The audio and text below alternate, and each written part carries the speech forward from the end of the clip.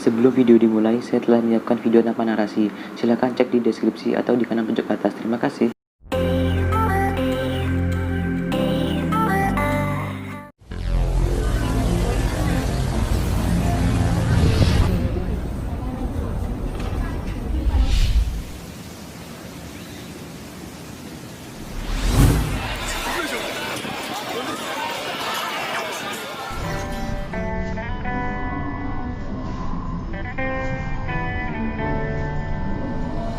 On my own, but I don't know why you hit the road, but you don't realize I won't go back when you're around.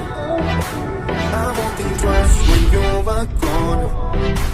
Don't hesitate to call me back, 'cause I won't be there. I won't look back when you're around. I won't think twice when you're gone. Don't hesitate to call me back, 'cause I won't be there. I won't look back.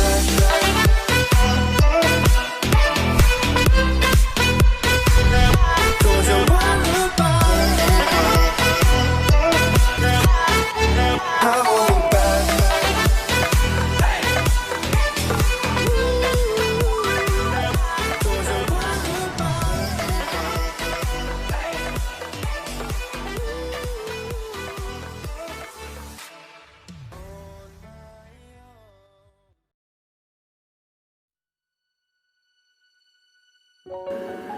Yang pertama, sejarah Jepang. Sejarah Jepang bermula dari zaman Jomon, kurang lebih 10.750 tahun sebelum Masehi, berlanjut dengan zaman Yayoi, zaman Nara, zaman Heian, zaman Kamakura, zaman Muromachi, zaman Azuchi Momoyama, zaman Edo, zaman Meiji, zaman Taisho, zaman Showa, dan periode Heisei yang diawali dengan wafatnya Kaisar Hirohito pada bulan Januari 1949. Dan naik tatanya Kaisar Akihito yang dinobatkan pada bulan November 1990. Dalam perjalanan sejarahnya, Jepang pernah mengadakan pembaharuan budaya secara besar-besaran, yaitu dengan meniru berbagai pranata dan budaya Cina di tahun 645. Pembaharuan ini dikenal dengan pembaharuan Taika. Antara abad ke-7 sampai dengan abad ke-9, Jepang banyak mengirim pemuda-pemudanya untuk belajar di negeri Cina. Di zaman Heian, Jepang mulai menciptakan berbagai budaya yang khas Jepang dengan menggunakan rujukan-rujukan dari Cina. Pada periode Edo, Jepang menutup diri dari segala pengaruh asing untuk selama kurun waktu kurang lebih 3 abad, kecuali Cina dan Belanda. Selama masa itu, tak ada yang diperbolehkan masuk ke Jepang. Begitu pula sebaliknya, seorang Jepang tak diperbolehkan keluar Jepang. Pada tahun 1854, ketertutupan Jepang ini berhasil didobrak oleh Amerika, dan sejak 1868 mulailah pembaharuan Jepang lagi yang dilakukan secara besar-besaran. Pembaharuan ini dikenal dengan sebutan restorasi Meiji. Dalam pembaharuan Meiji, kiblat Jepang diarahkan pada Eropa, terutama Jepang berusaha meniru Jerman, berusaha menjadikan diri menjadi sebuah negara kuat dan kaya. Usaha ini berhasil, namun di dalam Perang Dunia Kedua, Jepang mengalami kekalahan dan sejak itu Jepang mulai berkiblat ke Amerika.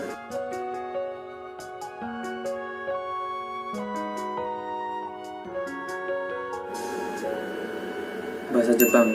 Teks bahasa Jepang secara tradisional ditulis dari atas ke bawah, dimulai dari sisi kanan atas ke arah kiri. Tapi, teks bahasa Jepang saat ini juga biasa ditulis secara horizontal. Hiragana. Hiragana adalah bentuk penyederhanaan kanji yang sudah dipakai bangsa Cina sejak abad ke-5. Kaum perempuan di Jepang pada masa itu lebih dulu belajar hiragana karena tak diperbolehkan belajar kanji. Itulah mengapa aksara ini disebut juga sebagai onade, alias huruf wanita. Sejak abad ke-10, hiragana mulai meluas pemakaiannya. Hiragana dan katakana adalah aksara suku kata atau silabis. Huruf ini melambangkan suatu bunyi tertentu dan tak mempunyai arti apapun.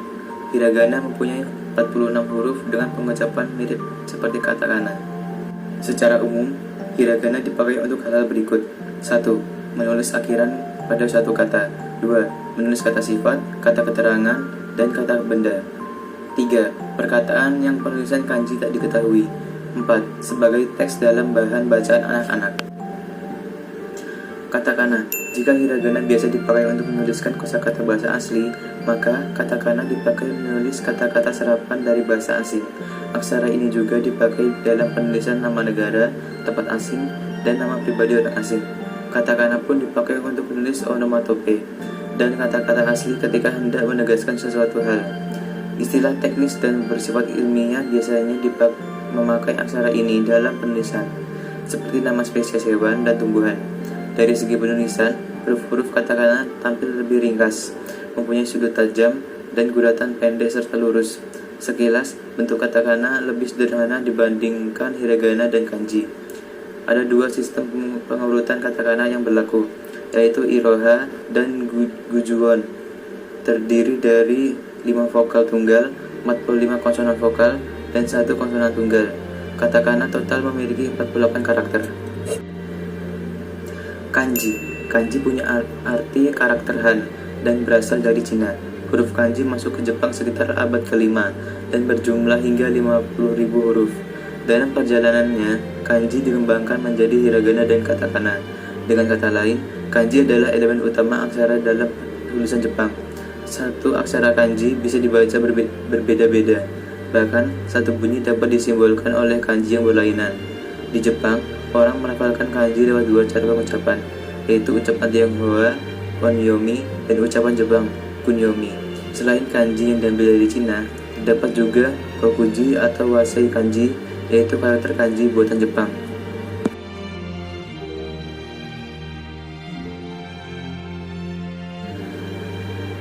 3. Budaya. Pakaian tradisional Jepang. Jepang memiliki pakaian tradisional yang disebut kimono. Sudah banyak orang tahu bahwa kimono adalah pakaian tradisional Jepang. Dahulu, kimono digunakan untuk kegiatan sehari-hari. Namun pada saat ini, kimono hanya digunakan di acara-acara khusus. Kimono bisa dipakai oleh pria atau wanita. Kimono pria umumnya lebih sederhana baik dalam desain, motif, dan juga warnanya biasanya didominasi oleh pewarna gelap seperti hijau tua, coklat tua, biru tua, atau hitam. Sedangkan kimono untuk wanita dikenal ada beberapa jenis, menunjukkan umur pemakai, status perkimpoian, dan tingkat formalitas dari acara yang dihadiri. Di samping itu, kimono wanita juga memiliki berbagai aksesoris tambahan yang cukup banyak.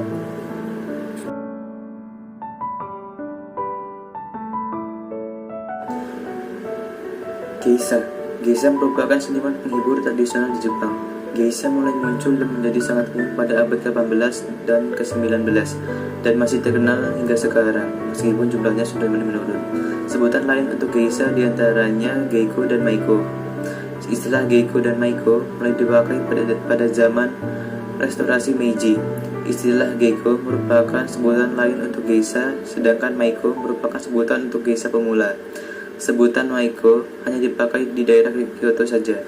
Saat pertama muncul, semua geisha adalah laki-laki, sedangkan perempuan mulai mengambil alih peran. Namun sekarang, semua geisha hanya diperbolehkan untuk perempuan saja. Istilah geisha sempat berubah menjadi onna geisha atau seniman wanita. Upacara minum teh adalah upacara yang mencerminkan kepribadian dan pengetahuan tuan rumah, yang mencakup antara lain tujuan hidup, cara berpikir, agama, apresiasi peralatan upacara minum teh, dan cara meletakkan benda seni di dalam ruangan upacara minum teh, chachitsu. Matsuri. Matsuri adalah suatu festival budaya rakyat yang umumnya berkaitan dengan festival di kuil, baik kuil Shinto, Jinja, maupun kuil Buddha, Tera, yang kebanyakan diselenggarakan pada musim panas. Pada saat ini, Matsuri tak selalu berarti berdoa atau sembahyang. Hal itu sudah pasti karena kebanyakan orang datang hanya untuk melihat saja. Pemandian umum. Di masa lalu, banyak rumah di Jepang tak dilengkapi dengan bak mandi. Untuk mengisi kekosongan ini, lingkungan sento atau pemandian umum adalah tempat di mana penduduk setempat bisa pergi untuk mandi, merendam diri dalam bak, dan bersosialisasi dengan tetangga. Beberapa sento biasanya dalam air panas Utaresor memanfaatkan air panas alami di air untuk mandi. Dalam hal ini, mereka disebut sebagai onsen. Pemandian umum yang tak disediakan oleh mata air panas menggunakan air keran panas sebagai gantinya. Pemandian umum dapat ditemukan di seluruh Jepang dan biaya biasanya 200-2000 yen. Beberapa ditemukan di kota-kota besar. Buka 24 jam dengan tarif semalam khusus dan dapat digunakan sebagai alternatif menghemat anggaran.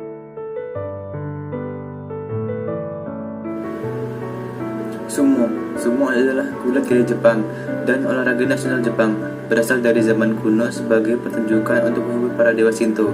Budaya Jepang yang satu ini lumayan populer.